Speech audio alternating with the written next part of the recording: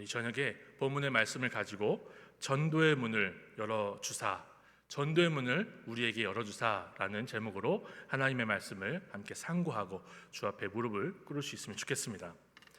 사도 바울은 오늘 큐티 본문 바로 앞에서 그리스도와 함께 죽고 살리심을 받은 성도들이 아내와 남편으로, 자녀와 아비들로, 그리고 종들과 상전들로 어떻게 살아야 할지를 구체적으로 권면하였습니다. 요즘은 노예제도가 없잖아요. 그래서 종과 주인을 저는 고용인과 고용주로 적용하는 게 좋을 것 같아요. 앞으로는 그렇게 말씀을 드리겠습니다. 그리고 이어지는 오늘 본문에서 사도 바울은 기도를 계속하고 기도에 감사함으로 깨어있으라 라고 권면을 합니다. 거의 마지막 권면이라고 할 수가 있는데요, 우리는 우리 성경 개역 개정 성경을 보면 이렇게 깨어있으라 라는 게 명령으로 주동사로 볼 수가 있는데, 제가 헬라어 성경을 이렇게 살펴보니까 이 주동사가 계속하라 하더라고요. 깨어있으라 라고 사도 바울이 권면한 게 아니라 계속하라, 물론 깨어있어야 되죠. 깨어있어서 기도하기를 계속하라 라고 이렇게 선포하고 있더라고요. 그러니까 사도 바울은 하나님의 모든 교회가 감사함으로 깨어 있으면서 기도하기를 계속하라 라고 우리에게 권면을 주고 있는 것입니다. 그렇습니다. 사도 바울은 앞의 내용을 이어가면서 우리가 이 땅에서 아내와 남편, 자녀와 부모, 그리고 고용인과 고용주로 살아가기 위해서는, 살아가면서도 하나님의 말씀대로 하나님의 자녀답게 살기 위해서는 반드시 기도해야 되고 기도하기를 계속해야 된다라고 우리에게 분명하게 말씀하고 있는 거죠. 구원받은 성도가 이 땅에서 성도답게 하나님의 자녀답게 살기 위해서는 반드시 하나님을 계속해서 의지해야 하는 것입니다. 우리는 구원받기 전과 동일하게 아내, 남편, 자식, 부모, 고용인과 고용주로 이 땅을 살아갑니다. 구원받기 전과 후의 상황과 구원받기 전과 후의 상황은 변동이 없어요. 상황과 환경은, 그리고 직분과 우리가 해야 되는 역할은 변동이 없어요. 그런데 그리스도와 함께 죽고 함께 살리심을 받은 우리는 주님 안에서 새로운 질서로 살아야 된다는 거죠. 새로운 질서로 이 땅에 산다는 것과 그 신분과 역할에 있어서는 변화가 없지만 옛사람과 그 행위를 벗어버리고 우리 주님께서 준비해 주신 것들을 입고 살아가야 한다는 거죠. 이렇게 새 사람을 입고 사는 성도들에게 사도 바울은 기도하기를 계속하라 라고 말하고 있습니다. 기도하기를 계속하라. 구원을 받는 것도 하나님의 은혜입니다. 구원을 받는 거 우리가 할 수 있는 게 아니라 오직 하나님만이 하시는 일입니다. 그런데 구원을 받은 이후의 삶도 오직 하나님의 은혜로만 살 수가 있다고 사도 바울이 가르치는 거예요. 주님을 의지할 때에야 주의 자녀답게 살 수 있다는 거죠. 억지로 교회에 나오고 억지로 예수님 믿는다고 얘기하는 것이 아니라 풍랑이나여서 더 빨리 갑니다라고 고백할 수 있고, 순풍을 만나서, 돛담배가 순풍을 만나서 갈 수 있는 것처럼 살기 위해서는 반드시 기도 생활이 있어야 된다는 거예요. 계속되는 기도 생활. 사랑하는 성도님들, 감사함으로 깨어 기도하는 그런 생활을 계속하고 계십니까? 우리는 코로나 시대를 맞이해서 예배당에 모이기를 절제하는 시대를 살고 있습니다. 이런 시대를 어떻게 보내는 것이 지혜로운가 제가 고민할 수밖에 없었어요. 고민하지 않을 수가 없죠. 그러다가 제가 이 여러 교회 목사님들 설교도 들어보고 또 어떻게 하고 계신지 시스템도 들어보기 위해서 돌아다녔어요. 그러다가 열린교회 김남준 목사님 설교를 이렇게 듣고 있는데 화를 내시면서도 우시더라고요. 이 얘기를 하시면서 김남준 목사님이 가정에서 예배당에 모이지 못하고 가정에서 예배를 드리고 기도회를 할 때는 이 예배당에서 할 때보다 2배 혹은 3배 그 이상의 노력이 필요하다는 거예요. 그러면서 막 눈물을 흘리시면서 막 화를 내시는 거예요. 힘내시라고, 그렇게 해야 된다고. 모든 교회가 큰 교회라고 해서 특별한 방법이 있는 게 아니더라고요. 제가 보니까 우리가 다 마음이 똑같은 것 같아요. 어떻게 발만 동동 구르고 있는 거죠. 우리가 다 같이 모이지를 못하기 때문에, 그러므로 우리는 2배, 3배로 더욱 감사함으로 깨어 기도하기를 해야 될 것입니다. 2배가 되든 3배가 되든 예배당에 모여서 함께 예배하고 교제하고 말씀을 나눴을 때처럼 그렇게 생활하기 위해서는 온라인으로 예배 드리시는 분들이 혹은 집에서 혼자 큐티를 할 때 이때보다 더 많은 노력을 해야 된다는 거예요.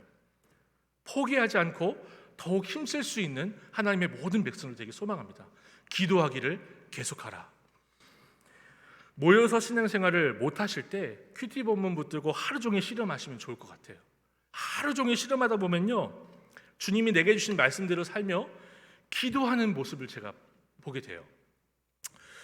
우리 이런 부평 동부교회 큐티하고 말씀을 읽고 하루 종일 기도하기를 계속할 때 주님 주시는 놀라운 은혜, 이 은혜를 받아 누리기에 부족함 없는, 폭포와 같은 은혜를 받아 누리기에 부족함 없는 우리 교회가 되기를 소망합니다. 사도 바울은 기도를 계속하라는 권면을 하고 있어요. 그러면서 바로 이어서 우리를 위해 기도하되 라고 합니다. 우리를 위해 기도하되. 본문 3절인데 제가 읽어보겠습니다. 또한 우리를 위하여 기도하되 하나님이 전도할 문을 우리에게 열어주사 그리스도의 비밀을 말하게 하시기를 구하라. 내가 이 일 때문에 매임을 당하였노라. 사도 바울은 감옥에 갇혀 있잖아요. 내가 매임을 당하였노라 라고 분명히 얘기를 했습니다. 자신의 안위를 위해서 기도하라고 해도 될 것 같아요. 그런데 사도 바울은 하나님이 전도할 문을 자신에게, 우리에게 열어주시기를 위해서 기도해 달라고 그렇게 부탁을 하고 있습니다. 저는 이 대목에서 사도 바울이 어떠한 기도에 부탁을 하고 있다기보다는 감사로 깨어서 기도를 계속해야 되는 우리의 기도 제목이 무엇인가, 그거를 본으로, 모본으로 지금 보여주고 있다고 저는 생각을 했어요. 이렇게 볼 때 우리가 이 땅을 살아가면서 반드시 감사함으로 깨어 기도하기를 계속해야 할 제목은요, 하나님이 전도할 문을 우리에게 열어주사 그리스도의 비밀을 말하게 하시는 것. 다시 한번 말씀드릴게요. 하나님이 전도할 문을 우리에게 열어주사 그리스도의 비밀을 말하게 하시는 것. 이게 우리가 성들로서 살아갈 때 반드시 깨어 감사함으로 깨어 기도하기를 계속해야 되는 제목이라는 거죠. 우리가 이 땅에서 아내와 남편으로, 자녀와 부모로, 그리고 고용인과 고용주로 살아가는 모든 것이, 이 모든 것의 궁극적인 목표는 그리스도의 비밀을 말하기 위한 것이라고 가르치는 것입니다. 그리스도의 비밀을 말하기 위한 것. 그러므로 우리는 가정에서, 직장에서 또는 학교에서 하나님이 문을 열어주시기를 계속 기도해야 되는 거예요. 계속 구해야 하는 것입니다. 이 기도의 제목에서 우리는 복음을 전하는 전도자는 사람이지만 구원의 주체는 오직 하나님이시다라는 것을 분명히 읽을 수가 있어요. 그리스도의 비밀을 말하는 것은요, 사도 바울이고 우리고 골로새 교회이고 그리고 이 땅을 살아가는 현대에 살아가는 성도님들일 겁니다. 그런데 하나님이 이 문을 열어주셔야만 말할 수 있다는 거예요. 믿으십니까? 하나님이 열어주셔야만 믿을 수 있고 전할 수 있다는 거예요. 이 믿음을 가지고 하나님 앞에 나아가라는 거죠. 하나님의 전도할 문을 열어주셔야 우리가 그리스도의 비밀을 말할 수 있어요.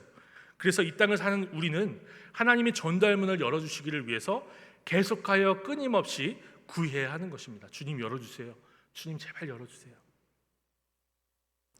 그러니까 우리가 이 땅을 살면서 궁극적인 삶의 목표로 두어야 하는 전도는요, 사람과의 싸움이 아닙니다. 하나님 앞에서 끊임없는 기도의 생활이 우리가 해야 될 전도의 생활이라는 거죠. 저는 모태신앙으로 태어났습니다. 그래서 주일학교를 정말이에요, 단 한 번도 빠진 적이 없어요. 전도도 정말 많이 했습니다. 어려서부터 제가 이제 의식이 있을 때 한 5살, 6살 때부터 자전거를 타고 다니면서 저희 어머니의 증언이 그래요. 우리 교회 가자고 그렇게 전도를 했대요, 제 친구들에게. 초등학교 고학년 때 제가 반 친구를 교회에 데려가기 위해서 좀 고생했다는 그 내용들을 아침부터 일찍 일어나서 교회랑 정반대인 데를 30분을 걸어가서 친구를 기다려서 데리고 왔다. 근데 그날은 친구가 안 일어나서 너무나 힘들고 마음이 상했다, 이런 얘기를 일기장에 적었거든요. 선생님이 집사님이셨어요.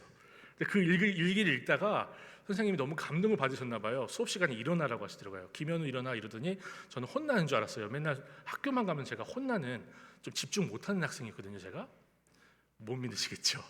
근데 일어나라는 거예요. 그래서 일어났더니 선생님이 박수 치라는 거예요. 다 박수를 쳤습니다. 현우가 이번 주에 전도하려고 이렇게 고생을 했어. 전 박수 쳐주자. 그 기억나요. 지금도 기억이 나는데 선생님이 고생했다고 연필 12개 들어간 거 한 다스를 이렇게 주시더라고요. 학교 선생님도 이렇게 해주시는데 만유의 주인이신 모든 것의 통치자이신 주님이 마지막 날의 전도자를 얼마나 놀라운 상급으로 상 주실까요? 저는 주님 나라에서 주님이 제 이름을 부르시고 박수 쳐 주실 것을 너무나 기대했어요. 그래서 많이 열심히 이후로 더 전도를 했습니다. 이 성경에도 이렇게 기록되어 있잖아요. 다니엘서에 많은 사람을 옳은 대로 돌아오게 한 자는 별과 같이 영원토록 빛나리라. 저는 스타가 되고 싶었던 거예요, 하나님 나라에. 근데 문제가 하나 있었습니다. 문제는요, 주일학교부터 차근차근 자라온 저에게 가장 큰 문제, 아니 별거 아니라고 할 수도 있는데 핵심적인 문제가 하나 있었어요. 전도가 무엇인지를 몰랐어요. 전도는요, 주일학교에 혹은 교회에 데리고 오는 것만이 전도라고 생각을 했어요. 그러니까 저는 한 주 내내 친구들하고 기싸움하는 거예요. 신경전하는 거예요. 막 친구들 져주면서, 물론 져주면서 전도해야 됩니다. 근데 기싸움하는 거예요. 사람과의 싸움을 하는 거예요. 기도 생활이라는 것을 생각 못했어요. 기도는 했는지 모르겠어요. 근데 제가 정말 신경 써서 했던 거, 전도를 하기 위해서 가장 신경 써서 했던 거, 그거는요, 그 친구의 호감을 사는 거였어요. 그러다 고등학교 2학년 때 큐티 생활을 시작을 했습니다. 성경이 가르치는 전도의 생활이 보이더라고요. 그냥 전도는요, 전할 전자의 도, 예수님의 길, 예수님의 구원의 길을 전하는 게, 내가 입술로 전하는 게 전도라는 것을 그때서야 깨달은 겁니다. 직접 성경을 읽어보니까 사도들만 전도하고 다니고 사도들만 설교하고 다니는 게 아니더라고요. 집사님들, 7 집사님들도 설교하러 다니고, 심지어는 스데반 집사님은 설교하다가 전도하다가 돌에 맞아서 죽지 않습니까? 그런데 모든 성도들이 집안에 있으나 성전에 있으나 예수는 그리스도라 가르치기를 쉬지 않았다라는 이 본문을 보고 나서 너무 놀란 거예요. 고등학교 2학년 학생이. 문제는요, 너무 제가 부끄러움을 많이 타거든요. 지금도 제가 전철을 타고 가거나 뭐 어디를 가서 저 혼자 있을 때는요, 너무나 부끄러워서 아무에게도 대답 안 하고요, 심지어는 물건값이 비싼데도 깎아달라는 소리는 못하고, 아니면 왜 이게 비싸냐고 말도 못하고 그냥 돈을 지불하던 게 저였습니다. 지금도 그럽니다. 그러니 고등학교 2학년 학생이 복음을 전하려고, 진짜 말씀을 제 입으로 전하려고 하니까 얼마나 힘들었겠어요. 그러니까 엄두도 못 내게 되더라고요. 근데 제가 하나님 말씀 읽고 기도 생활을 하니까 쉬는 시간마다 혹은 선생님이 자율학습 시간을 줄 때마다 그냥 큐티책 펴놓고 성경책 펴놓고 읽고 기도하고 계속 그거 했거든요. 그러니까 하나님이 전도의 문을 열어주시는 걸 제가 봤어요. 제가 쉬는 시간마다 성경 읽고 큐티하면서 기도를 하니까요, 믿지 않는 친구들이 지나가고 이렇게 보다가 저한테 계속 질문을 하기 시작하는 겁니다. 교회가 어떻고 예수님 믿는 게 어떻고, 야 진짜 그런 거야? 라고 이렇게 저한테 질문을 하더라고요. 이순신 장군이 진짜 지옥에 있어? 라고 질문을 하기 시작하면서 제가 그 질문에 대답을 하면서 예수님을 전하기 시작했어요. 자연스럽게 전도의 문을 주님께서 활짝 여시더라고요. 그리고 나중에 그 제가 다니던 고등부는 봄, 가을에 전도 집회를 했는데, 그 전도 집회를 하면서 너무나 친구들 많이 왔어요. 그 고등부 한 가을쯤 전도 집회 때 너무나 많이 왔는데, 그 친구들이 이제 누가 전도했느냐를 쓰라고 하고서는 쓰고서는 갔거든요. 저는 찬양단이라서, 찬양팀이라서 이렇게 뒤에 앉아가지고 누구 왔는지도 안 보여요. 불 다 꺼놓고 소극장에 빽빽하게 모여있는 친구들이 이름을 적고 가는데 제 이름이 제일 많이 나왔다는 거예요. 정확히 기억은 안 나는데요, 10몇 명에서 김현우가 전도해서 왔다고 그렇게 썼대요. 이 전도는요, 사람과의 싸움이 아닙니다. 물론 사람과의 싸움일 때도 있어요. 우리가 순종하고 우리가 온유함으로 어떻게든 전도하려고 우리 자신을 쳐서 그 사람한테 져주고 그런 모습을 보일 때가 있죠. 근데 전도는요, 하나님께 기도하기를 계속하는 간절한 기도의 생활이라는 것을 저는 체험할 수가 있었고 본문이 가르쳐주는 거예요. 사랑하는 성도님들, 우리가 예수를 믿자마자 주님 계신 그 보좌 앞으로 튀어 올라가질 않습니다. 그렇죠? 예수님을 그리스도로 고백하자마자 주님 나라에 바로 들어가질 않아요. 에녹과 같이 들어갔으면 좋겠어요. 솔직히 주님, 나의 주님이십니다, 예수는 그리스도십니다, 그러면 에녹처럼 이 땅에서 없더라 그랬으면 참 좋겠는데, 우리는 이 땅에 남겨졌어요. 이 땅에서 아직도 아내로 살아야 되고 남편으로 살아야 되고 자녀와 부모로 살아야 되고 고용인과 고용주로 아침마다 출근을 하고 학교에 등교를 해야 됩니다. 그 이유가, 이 땅에 남아있는 이유가 바로 여기 있는 거죠. 하나님이 우리에게 말씀의 문을 열어주실 때 우리가 그리스도의 비밀을 말하는 전도자로 살아야 되기 때문에, 아직 그 사명이 남아있기 때문에 우리가 이 땅에 발을 붙이고 살고 있는 것입니다. 이것은요, 우리에게 주신 짐이 아니라 특권입니다. 특권. 하나님은 천사나 다른 피조물을 통해서도 하실 수 있는 일이에요. 우리보다 더 큰 목소리를 낼 수 있는 천사가 와서 하늘에서부터 예수님을 믿으라 라고 하면 얼마나 더 예수님 잘 믿겠어요. 근데 고넬료에게 천사 보내셔서 하신 게 뭐죠? 베드로 불러라 하잖아요. 베드로 불러서 복음 들어라 하잖아요.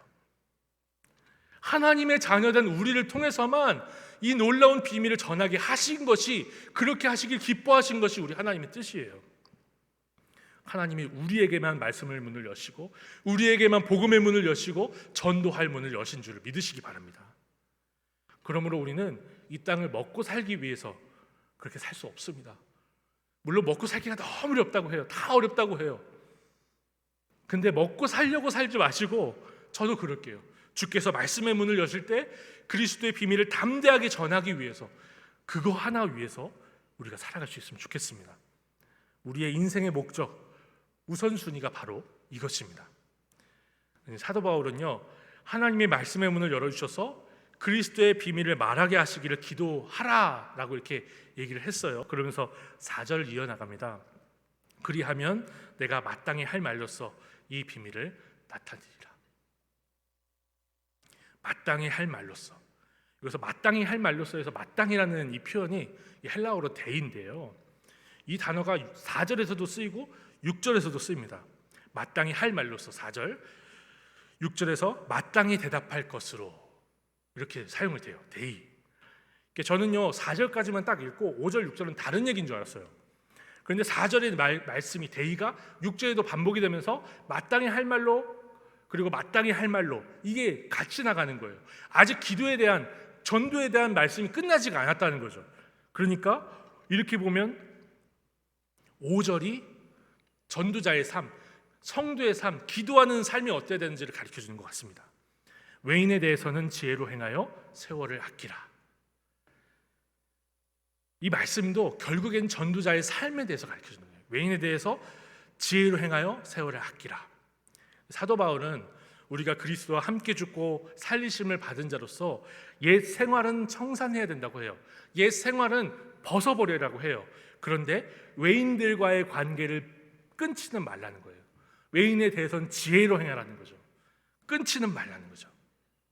그러니까 주님께서 말씀의 문을 활짝 열어주실까지, 주님께서 문을 열어주시기까지 우리는 강제로 말씀을 전하거나 또는 외인들을 아예 외면해서는 안 된다는 것을 우리 적용해 볼 수가 있는 겁니다. 지혜로 행하여 세월을 아껴야 하는 것이죠. 마찬가지로 이어지는 6절도 우리가 전도자로서 이 땅을 살아가는 언어 생활을 가리켜요. 언어 생활. 너희 말을 항상 은혜 가운데서 소금으로 맛을 냄과 같이 하라. 그리하면 각 사람에게 마땅히 대답할 것을 알리라. 이것도 전도에 관련된 거라죠. 주님께서 말씀의 문을 열어주실 것을 기다리며 항상 은혜 가운데서 소금으로 맛을 낸 것 같은 그런 언어 생활을 해야 된다는 거예요. 교회에서는 말할 것도 없고요, 세상 밖에 나가서도 그렇게 소금으로 맛을 낸 것 같이 적절하게 대답을 하지만 그 죄인들의 죄악된 대화에 깊숙하게 관련돼서 같이 술을 마시고 같이 담배를 펴야 되고 같이 나쁜 짓을 하면서 전도해야 되는 그런 게 아니라는 거죠. 이렇게 5, 6절을 볼 때요, 우리가 불신자들을 피하지 말고 지혜롭게 대해야 하지만 의인들과의 대화에서 소금으로 맛을 낸 것과 같은 그런 언어 생활을 해야 된다는 것을 분명하게 알 수가 있습니다. 저는 이 말씀을 적용하면서 조금 제 자신을 좀 돌아봤어요. 말씀드린 대로 저는요 모태 신앙으로 태어나서 대학교도 신학과로 갔어요. 대학교도. 그러니까 이 세상을 깊이 경험해 본 일이 없어요. 저는 조금 후회가 되는 그런 게 좀 타락을 해서 비행을 해봤어야 우리 학생들에게 할 말이 있는데, 우리 성도님들께 이제 갓 예수님을 믿는 그 성도님들께 해드릴 수 있는 말이 있는데 해드릴 말이 없는 거예요. 교회 안에서 자랐고 교회 테드를 나가본 적이 없어서 그래서 경험을 해본 적이 없습니다. 근데 제가 경험한 게 딱 하나 있어요. 군 생활할 때 이 경험을, 세상 경험을 좀 해본 거죠. 월요일 큐티에 나와 있는 이 죄악들 우리가 벗어버려야 되는 게 제가 군대 하면서 생활관 막사 안에서 경험했던 그 모든 것들이더라고요. 제가 읽어볼게요. 3장 5절에 있는데요. 골로새서 그러므로 땅에 있는 지체를 죽이라. 곧 음란과 부정과 사욕과 악한 정욕이니 정욕과 탐심이니 탐심은 우상 숭배니라. 이게 이 생활관 군 생활하면서 그 생활관 막사 안에 다 들어있는 걸 제가 확인했습니다. 너무 놀랐어요. 다시 돌아봐도 너무 놀라워요. 이게 세상 사람들의 일상적인 언어 생활과 그 행동에 다 들어있어요. 친해지면 친해질수록 우리는요 그 사람들과 이런 대화밖에 할 수 없습니다. 음란과 부정과 사욕과 악한 정욕과 탐심의 대화, 이거밖에 할 수 없어요. 그거밖에 생각을 못하니까요. 깊숙하게 대화와 그 생활의 패턴에 깔려있는 이 탐심과 이 음란과 부정과 사욕과 악한 정욕의 문제를 우리가 볼 수가 있어야 됩니다. 그러니까 사도 바울은 지혜로 행하여 세월을 아끼라고 하면서 말을 항상 은혜 가운데 소금으로 맛을 낸 것 같이 이 사람들과 너무 깊이 관여하지 말라는 거예요. 저는 그렇게 적용을 했습니다. 저는 이 5절과 6절이 우리가 이 세상을 외면하지 않고 이 세상 한가운데에서 전도자로 살기 위해서 너무나 중요한 가르침이라고 생각을 합니다. 지혜로 행하여 소금으로 맛을 낸 것 같이 주님의 말씀, 주님이 우리에게 말씀의 문을 열어주실 때는 우리가 담대하게 그리스도의 비밀을 전해야 합니다. 하지만 그것을 위해서 너무 깊이 죄악된 대화, 죄인들의 대화에 관여해서는 안 된다는 거죠. 오직 이 세상 한가운데에서 우리는 이 세상 사람들과 소금으로 맛을 낸 것 같은 적절한 대화, 어느 정도 거리를 유지할 수 있는 능력도 있어야 된다는 거예요. 우리가 주님을 알지 못하는 사람들과 관계를 유지해야 되는 이유는요, 그들로부터 유익을 얻거나 무엇인가를 기쁨을 얻으려고 하는 게 아니에요. 오직 예수 그리스도의 비밀을 말하기 위해서 이 관계, 이 거리를 적절하게 유지할 수 있는 그런 지혜를 달라고 주님 앞에 기도해야 되는 것이죠.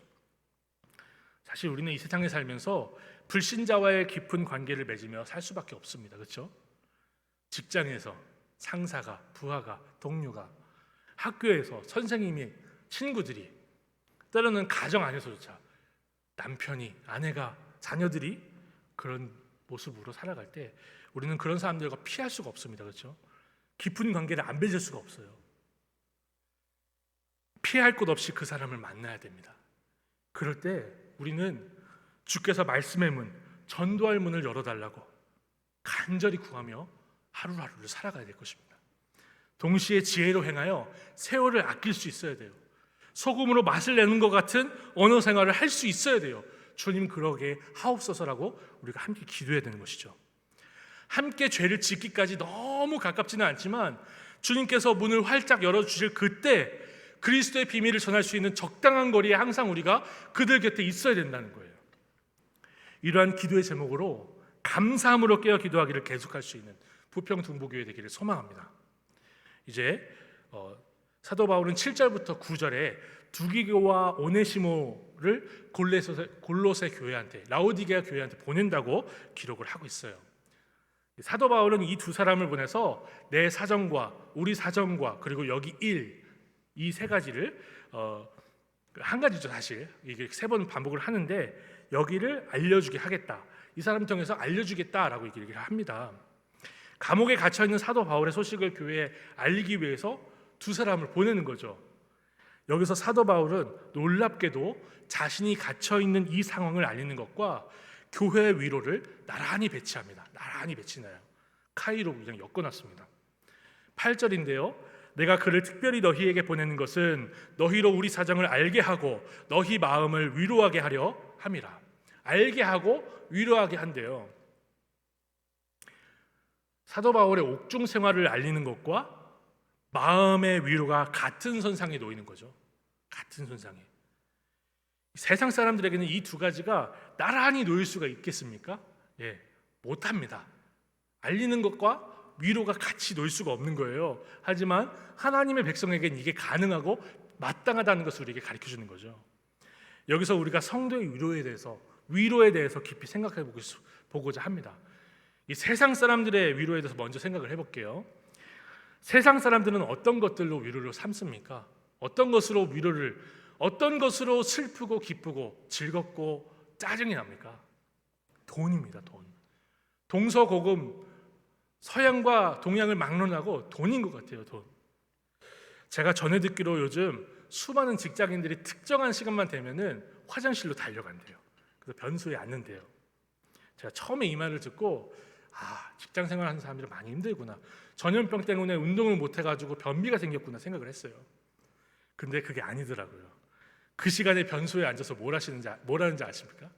주식 거래하는 거예요. 주식 거래 시장이 딱 열리는 순간 딱 들어가서 주식 거래하려고 변소로 달려가는 거예요. 문을 딱 닫아놓고 아무도 모르겠지 하고 이렇게 한대요. 사내에서 방송이 울려 퍼진대요. 당장 자리로 복귀하십시오. 주식하지 말고. 세상 사람들은요, 돌고 도는 게 돈이라고 그렇게 얘기를 해요. 자기가 막 쓸 때는 돌고 돈대요. 그래놓고 정작 위로를 얻고 정작 기뻐하는 그 위로의 대상이, 위로할 수 있는 그 유일한 하나가 뭔지 아십니까? 돈이잖아요. 돈 때문에 웃고 돈 때문에 울고 돈 때문에 신경질이 났다가 돈 때문에 갑자기 기분이 좋아지고 세상 천국을 거머한 것 같고, 그게 그리스도의 비밀을 알지 못하는 사람들의 위로입니다. 예수님 모르고 비밀을 알지 못하면 그렇게 살아요. 물론 우리에게도 이 세상을 살아갈 때 돈이 필요합니다. 돈이 필요 없다는 얘기가 아니에요. 그러나 예수를 믿으면서도 돈이 유일한 위로라라고 얘기를 하신다면 이 시간에 다시 한번 신앙의 기초부터 돌아보시기를 권면해 드립니다. 그렇다면 이 세상과 다른 성도의 위로는 뭘까요? 성도의 위로. 성도의 위로는요, 그리스도의 비밀을 말할 수 있도록 하나님이 문을 여시는 거예요. 별 볼일 없는 일인 것 같아요. 한 사람이 예수님을 믿고 고백하는 거 별 감동이 안 될 수도 있어요. 근데 그게 감동이 되고 위로가 되는 거예요. 그게 우리의 위로라는 겁니다. 하나님의 뜻이 하늘에서 이룬 것 같이 땅에서도 이루어지는 거, 그게 우리의 위로라는 거예요.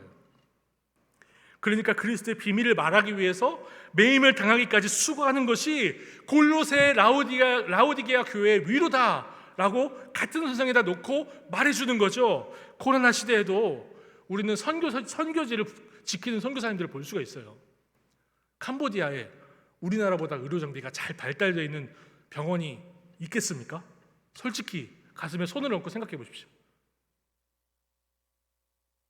미국에도요, 보험비가 비싸다고 하더라고요. 한 달에 180만 원인가 막 이렇게 낸대요. 근데 보험을 그렇게 냈는데도 의료 시스템이 너무 안 좋아가지고 이쪽 병원에 전화하고 저쪽 병원에 전화하고 보험이 되는 병원 알아보느라고 하루 종일 고생하는 사람을 제가 봤습니다. 올리버쌤이라는 유튜버가 그렇게 올리더라고요. 우리나라처럼 의료 시스템 잘 되는 데 없죠. 근데 여기를 다 박차고 주님이 가라 하신 그곳에 가서 선교지에서 그 자리 지키고 있는 선교사님들이 우리의 위로가 될 수 있다는 거예요. 주님의 뜻을 이루기 위해서, 주께서 문을 여실 때 그리스도의 비밀을 알리기 위해서 순교의 자리를 마다하지 않았던 그 사랑하는 신앙의 선배들이 우리의 위로라는 거죠. 제가 알기로는 성경 다음에 가장 많이 팔린 기독교 서적이 순교자들에 대한 책인 걸로 제가 또 알고 있는데 아닐 수도 있습니다. 왜 이렇게 우리가 이런 것을 위로로 삼을 수 있고, 왜 이런 것을 우리가 위로로 얻을 수 있냐, 이런 것들을 위로로 삼을 수 있느냐? 우리 하나님이 우리의 위로이시기 때문에 그렇습니다. 믿으십니까? 우리의 하나님이 우리의 위로이십니다. 종교개혁 시대에 성경을 교육하기 위해서 많은 문답서들이 나왔어요. 그 중에 하이델베르크 문답서라는 그 문답서가 있는데 주제 자체가 위로입니다. 첫 문장부터, 첫 질문과 대답부터 위로로 시작하거든요. 제가 오늘 말씀의 결론으로 한번 읽어보도록 하겠습니다. PPT가 이제 그 대답에 대해서 준비가 되어 있거든요. 눈으로 따라주시면 좋을 것 같아요. 질문이 이렇습니다. 살아서나 죽어서나 당신의 유일한 위로는 무엇입니까? 이미 PPT도 좀 길죠? 이게 2장 더 준비되어 있습니다. 근데 이 들으시면서, 눈으로 읽으시면서 우리의 고백으로 고백할 수 있으면 좋겠습니다. 읽어볼게요.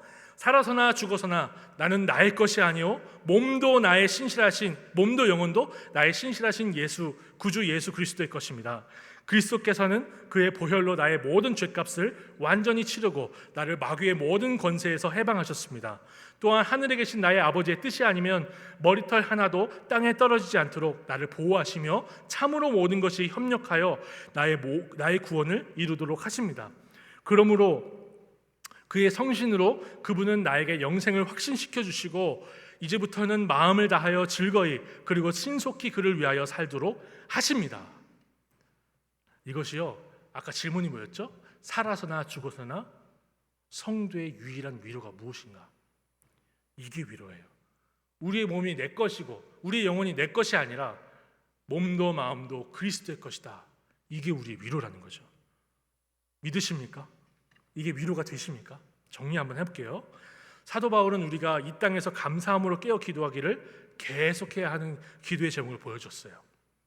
우리는 이 땅에서 아내와 남편, 자녀와 부모, 그리고 고용인과 고용주로 살면서 주께서 말씀의 문을 여실 때 그리스도의 비밀을 분명하게 말하는 전도자로 살아야 할 것입니다. 이게 우리가 기도해야 되는 제목이고 우리가 살아야 되는 인생의 목적입니다.